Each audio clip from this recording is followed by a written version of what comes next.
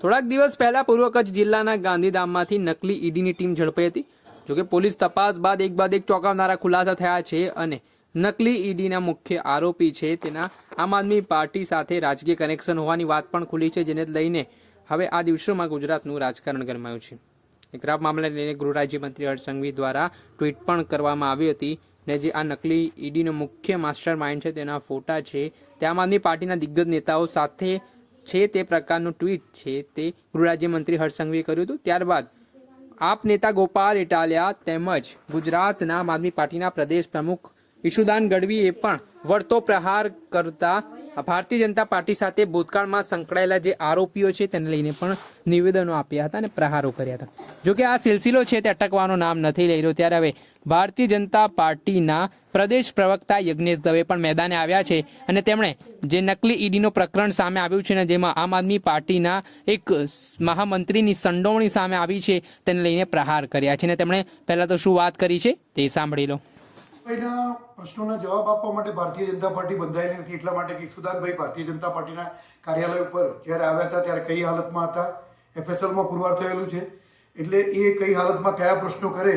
એ એમને જ ખબર હોય છે। પરંતુ જ્યાં સુધી ભારતીય જનતા પાર્ટીનો પ્રશ્ન છે ત્યાં સુધી ભારતીય જનતા પાર્ટીના કોઈ પણ નેતાઓ, બધા લોકપ્રિય નેતાઓ છે, લોકપ્રિય નેતા પ્રજાની વચ્ચે જતા હોય છે ત્યારે પ્રજાના વ્યક્તિઓ એની સાથે ફોટા પડાવતા હોય છે, ત્યારે એનો કોઈ ક્રિમિનલ રેકોર્ડ હોય કે ન હોય એનો કંઈ ખ્યાલ નથી। પરંતુ એ ભારતીય જનતા પાર્ટી એવા કોઈ ક્રિમિનલને પોતાના પક્ષના પદાધિકારી નથી બનાવતા, અને કદાચ કોઈ પક્ષનો પદાધિકારી હોય અને કદાચ સરચૂકથી ક્યાંક કોઈ ક્રિમિનલમાં સંડોવાયેલો હોય તો ભારતીય જનતા પાર્ટી એને બરખાસ્ત કરી એને સજા પણ કરે છે અને એમાં પણ અચકાતી નથી ભારતીય જનતા પાર્ટી। ગુજરાતની અંદર ભૂપેન્દ્રભાઈ પટેલના નેતૃત્વ હેઠળની સરકારમાં આજે આદરણીય હર્ષભાઈ સંઘવીના સીધા માર્ગદર્શન જે પ્રમાણે ગુનાખોરીને ડામવાનું કામ ગુજરાત સરકાર કરી રહી છે એ ખરેખર કાબિલેદાદ છે। અને એમાં જ્યારે નકલી ઈડી બની અને આમ આદમી પાર્ટીનો મહામંત્રી પકડાતો હોય કચ્છનો, ત્યારે ઈશુદાનભાઈ લાજવાની જગ્યાએ ગાજી રહ્યા છે। એ વ્યક્તિ પોતે કબૂલાત કરે છે કે જે હું નકલી ઈડી બનીને પૈસા ખંખેરતો હતો એના 10% ભાગ હું આમ આદમી પાર્ટીના નેતાઓને આપતો હતો ગુજરાતના। સાથે સાથે એને પોલીસ નિવેદનમાં એ પણ લખાવ્યું છે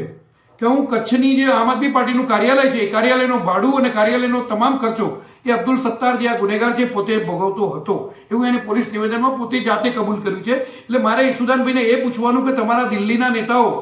જે પ્રમાણે લીકરનો ગોટાળો કરી અને એમાં ભાગ બટાઈ કરતા હતા અને એની અંદર પણ કોર્ટમાં પુરવાર થઈને સજા ભોગવી રહ્યા છે અને મુખ્યમંત્રી પણ અત્યારે પદભ્રષ્ટ થઈ ગયા છે ત્યાંના, એ જ પ્રમાણે તમે અહીંના નેતાઓ પણ એ જ માર્ગે જઈ રહ્યા છો। સારું છે કે પ્રજા તમને સત્તા નથી આપતી, સારું છે કે પ્રજા તમને કોઈ નેતૃત્વ નથી આપતી, નહીં તો ગુજરાતના અને ભારતના પૈસાની તમે શું હાલત કરો એ તો આખી દુનિયા જાણે છે। માત્ર પ્રમાણિકતાનો ડોળ કરવો અને પછી પ્રજાને છેતરવા અને છેતર્યા પછી લાજવાની જગ્યાએ ગાજવું એ આમ આદમી પાર્ટીના નેતાઓની ફિતરત રહી છે। ભારતીય જનતા પાર્ટીના મુખ્ય પ્રવક્તા યજ્ઞેશ દવે તેમનું કહેવું છે કે ભૂતકાળમાં જે રીતે આમ આદમી પાર્ટીના લોકો સોશિયલ મીડિયા ઉપર કોઈ ભારતીય જનતા પાર્ટીના નેતાઓ સાથે જે આરોપીના ફોટા હોય તે વાયરલ કરતા હતા, પરંતુ ગમે તેવા સંજોગો હોય ત્યારે ફોટોગ્રાફી છે તે નેતાઓ દ્વારા કરાવવામાં આવતી હોય છે। પણ આ જે પરિસ્થિતિનું નિર્માણ થયું છે કે ભારતીય જનતા પાર્ટીમાં આવા કોઈ ક્રિમિનલ બેકગ્રાઉન્ડ ધરાવતા લોકો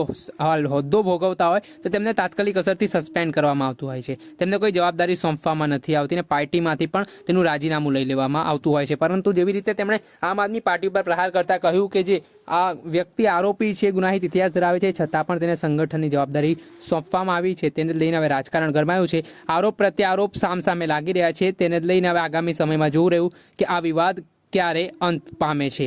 દર્શક મિત્રો, એન કવરેજ ન્યૂઝને આપ લાઇક કરી લો, સબસ્ક્રાઇબ કરી લો અને શેર કરવાનું ભૂલતા નહીં।